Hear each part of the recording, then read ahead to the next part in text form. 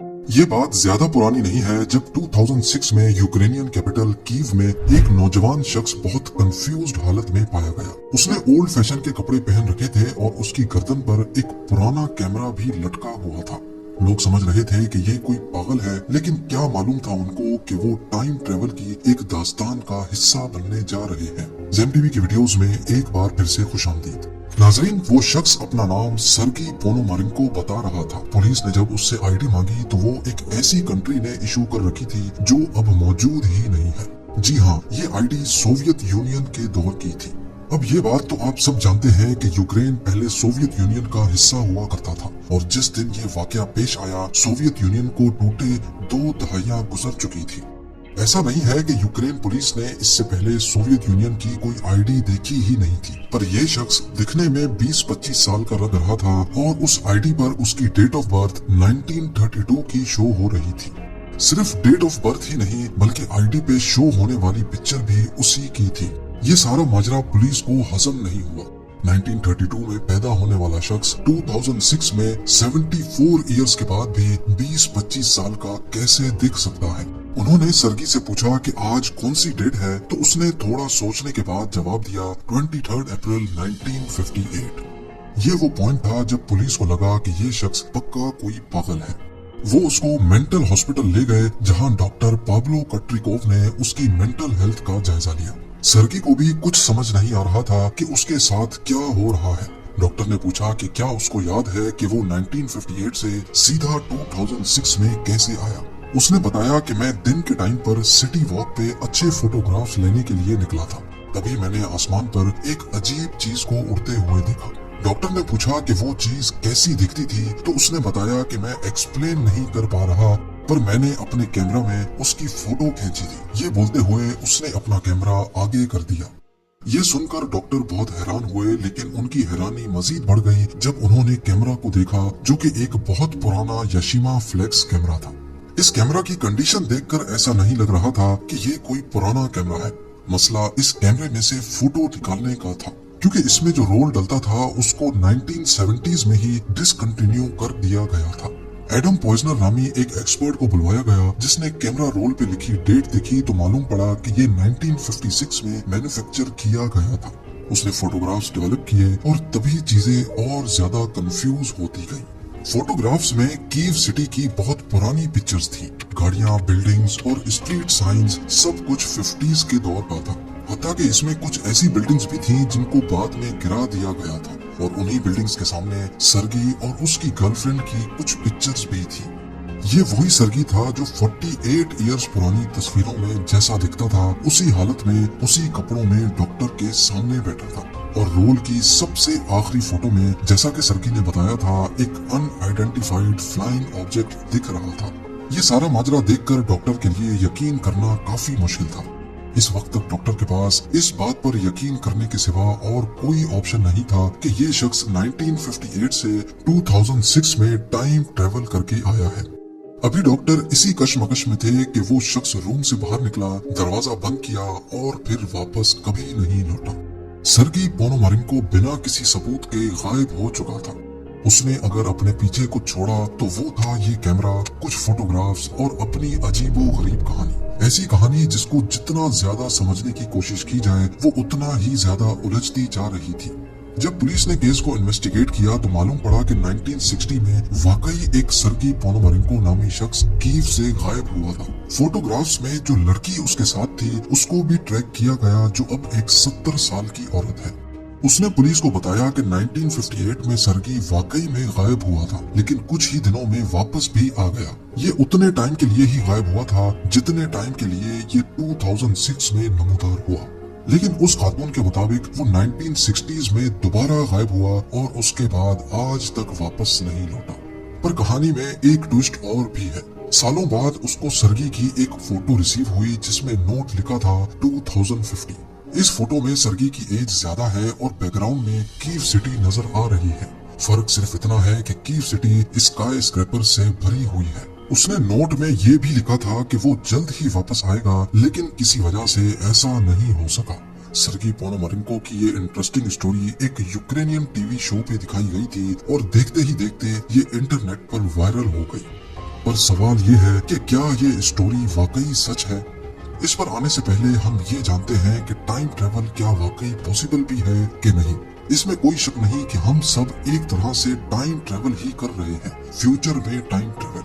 हमारा कहीं भी बिताया हुआ एक घंटा इस बात को जाहिर करता है कि हम एक एक घंटा करके फ्यूचर की तरफ जा रहे हैं।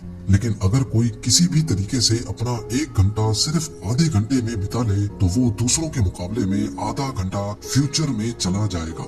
इस कॉन्सेप्ट को पहली बार एल्बर्ट आइंस्टाइन ने अपनी स्पेशल रिलेटिविटी की थ्योरी में दिया था, जिसके मुताबिक स्पेस में टाइम एक जैसा नहीं गुजरता, बल्कि ये डिपेंड करता है ऑब्जेक्ट की स्पीड और उसके मास पर। जिस तरह ऑक्सीजन का लेवल अलग अलग एल्टीट्यूड पे चेंज होता रहता है, इसी तरह स्पेस में टाइम भी ऑब्जेक्ट की स्पीड और मास पर डिपेंड करता है। हम अर्थ पर रहते हैं तो हमारा टाइम अर्थ के मास और इसकी स्पीड पर डिपेंड करता है, लेकिन अगर हम जुपिटर पे चले जाएं, जिसका मास काफी ज्यादा है, तो वहाँ टाइम स्लो गुजरेगा। थ्योरी के मुताबिक जितनी ज्यादा स्पीड होगी उतना ही स्लो टाइम गुजरेगा। तो अगर हम किसी ऐसी स्पेसशिप में बैठे जो स्पीड ऑफ लाइट की तेजी से यूनिवर्स में 5 साल तक चलती रहे और फिर वापस अर्थ पर आए, तो हमारी घड़ी के हिसाब से सिर्फ 5 साल गुजरे होंगे, लेकिन अर्थ पर 36 साल गुजर चुके होंगे। दोनों घड़ियों में जो टाइम का डिफरेंस नोट किया जाएगा उसको टाइम डायलेशन कहा जाता है। आइंस्टाइन की इस थ्योरी को प्रूव करने के लिए 1971 में हेफल-कीटिंग एक्सपेरिमेंट भी किया गया था। इसमें टोटल 12 एटॉमिक क्लॉक्स को एक ही टाइम पे सेट किया गया। 4 क्लॉक्स को प्लेन में लोड करके ईस्ट की तरफ भेजा गया, 4 को वेस्ट की तरफ और आखिरी 4 को अर्थ पर ही छोड़ा गया था। जब दोनों जहाज पूरे अर्थ का गोल चक्कर लगाकर वापस आए तो उनकी क्लॉक्स में काफी डिफरेंस देखा गया। जो जहाज ईस्ट की तरफ गए थे उनकी क्लॉक्स जमीन पे मौजूद क्लॉक्स के मुकाबले में 59 नैनो सेकेंड्स स्लो हो चुकी थी, यानी उनके लिए टाइम स्लो गुजरा था, आहिस्ता गुजरा था।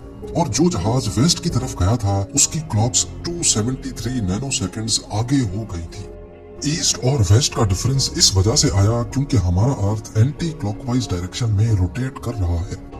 फ्यूचर टाइम ट्रेवल का दूसरा तरीका है ग्रेविटी। आइंस्टाइन की जनरल रिलेटिविटी के मुताबिक जितनी ज्यादा ग्रेविटी होगी टाइम उतना ही आहिस्ता गुजरेगा। इस थ्योरी को भी एक एक्सपेरिमेंट की मदद से 2010 में प्रूव किया गया। एक एटॉमिक क्लॉक को शेल्फ पे सबसे नीचे रखा गया और दूसरी को 33 सेंटीमीटर ऊपर वाली शेल्फ पर। जो क्लॉक जमीन से करीब थी उस पर ज्यादा ग्रेविटी थी, इसी वजह से वो ऊपर वाली क्लॉक के हिसाब से स्लो चल रही थी। ये डिफरेंस बहुत ही कम था क्योंकि 33 सेंटीमीटर इतना ज्यादा फासला नहीं है। पर यह बात तय है कि अगर हम किसी ऐसी जगह पर चले जाएं जहां ग्रेविटी बहुत ज्यादा हो, जैसा कि ब्लैक होल में, तो हमारा टाइम अर्थ पर गुजरने वाले टाइम के हिसाब से बहुत आहिस्ता गुजरेगा। इसी चीज को इंटरस्टेलर मूवी में भी दिखाया गया है, जहां वो लोग एक ऐसे प्लेनेट पे होते हैं जो ब्लैक होल के करीब होता है।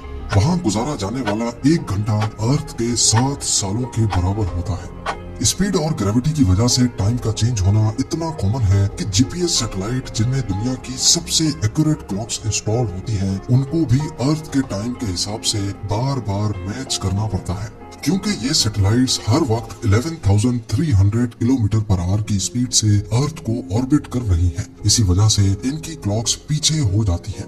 अगर इनका टाइम बार बार सेट ना किया जाए तो हमारे फोन्स हमें हमारी एग्जैक्ट लोकेशन ही ना बता सके।